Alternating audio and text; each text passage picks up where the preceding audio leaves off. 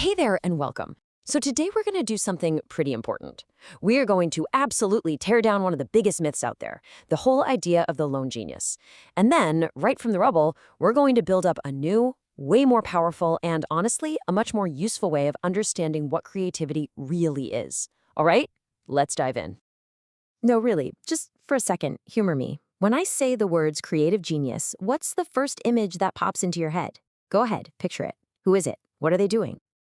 I'm willing to bet you pictured something kind of like this, right? Some solitary person, probably a little quirky, pacing around in a lab or under an apple tree, and then suddenly, bam, a lightning bolt of inspiration just zaps them out of nowhere. The eureka moment. It's a fantastic story for a movie. But that story, it's almost completely wrong. It's a romantic fantasy that has almost nothing to do with how real, world-changing breakthroughs actually happen. So, let's get into the truth of it. See, the problem with this lone genius myth isn't just that it's inaccurate, it's that it actually holds us back. It makes creativity seem like this rare, magical power that only a few chosen people have. But the truth, which is based on decades of solid research, is so much more systematic and, accessible to the rest of us. So here it is, the single most important idea we're going to talk about today. Creativity is not a trait inside a person. It's the result of a system. It's not about being a superhero waiting for inspiration. It's about being part of a process. Now, just to be super clear, what we're talking about here is what researchers call big C creativity. So this isn't about your amazing new recipe for sourdough, which, by the way, is awesome and totally creative, but we're talking about the stuff that fundamentally changes an entire field. Think Einstein's theory of relativity or the birth of hip-hop. It's an idea that gets recognized and completely changes the game. And this is the engine that drives it. This is the systems model from the legendary psychologist Mihaly Csikszentmihalyi. It's got three absolutely essential parts. First, you have the person, the individual with the new idea. But that person doesn't exist in a vacuum. They work within a domain, which is just all the existing knowledge and rules, like the rules of chemistry or the traditions of classical music. And then finally, and this is key, for an idea to stick, it has to be validated by the field. These are the gatekeepers, the editors, the critics, the professors, the curators. They're the ones who decide if the new idea gets into the club.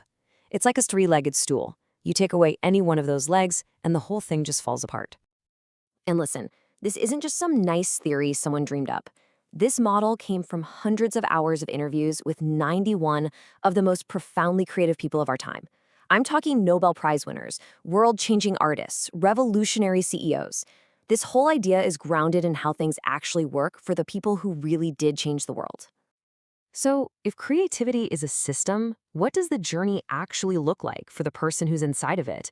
And what kind of person really thrives there? Well, I'll tell you this much, it is not neat and tidy. It's messy. Researchers have kind of mapped it out into 5 stages. It all starts with preparation, and this means years of just immersing yourself in your domain, learning everything. Then comes incubation. That's where you step back and let your brain work on the problem in the background.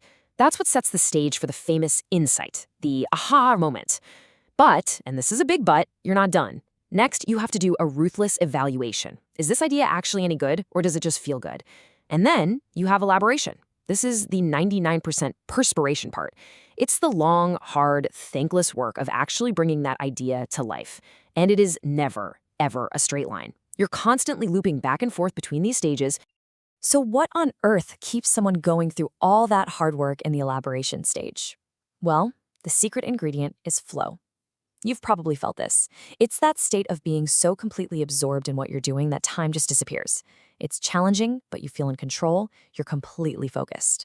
Flow is the psychological engine. It's the reward you get from the work itself, and it's what makes the grind not just bearable, but actually deeply joyful. Now, one of the most fascinating things to come out of all this research is about the creative personality itself. What they found is that highly creative people are what you'd call dialectical. That's a fancy word that just means they're full of contradictions. They can hold two opposite extremes in their personality at the very same time, and they just pull from whichever side they need. So for example, on one hand, they have this amazing, childlike playfulness and spontaneity. But on the other, they have an absolutely iron will of discipline and persistence. It's both. they can have this wild, soaring imagination, but they also have a super grounded, practical sense of what's actually possible. This one's my favorite. They are rebellious. They want to tear down the old way of doing things. But at the same time, they are deeply traditional. They know you have to completely master the rules before you have any right to break them. And finally, they manage to be both humble and proud. They're humbled by the sheer scale of their domain and all the giants who came before them, but they're also fiercely proud of the contribution they're trying to make. Okay, so this is all really fascinating, right? But what's the so what? How do we actually take this model and put it to work in our own lives, in our own teams? Let's turn all this great theory into a practical, hands-on toolkit. So for you as an individual, here's what you can do. First, master your domain. You gotta do the reading, you gotta put in the hours. Second, design your life for flow. That means carving out chunks of focused, uninterrupted time. It's a game changer. Third, and this is huge, practice problem finding.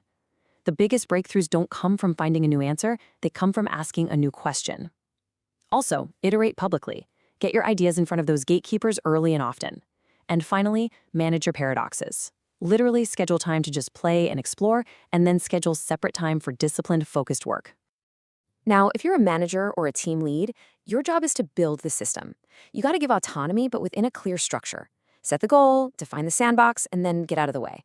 You also need to create dense feedback loops. Make it easy and normal for people to share work and get constructive criticism. And maybe most important of all, reward smart experiments. You have to celebrate the learning that comes from a failed attempt, not just the successful outcomes. That's how you build the trust people need to take big swings. You know, when you boil it all down, this entire model really circles back to one core idea. The true defining mark of creativity isn't about having the right answers. It's about finding the right questions.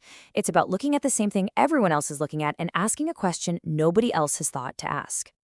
So I'm going to leave you with that. Stop waiting for some eureka moment to strike.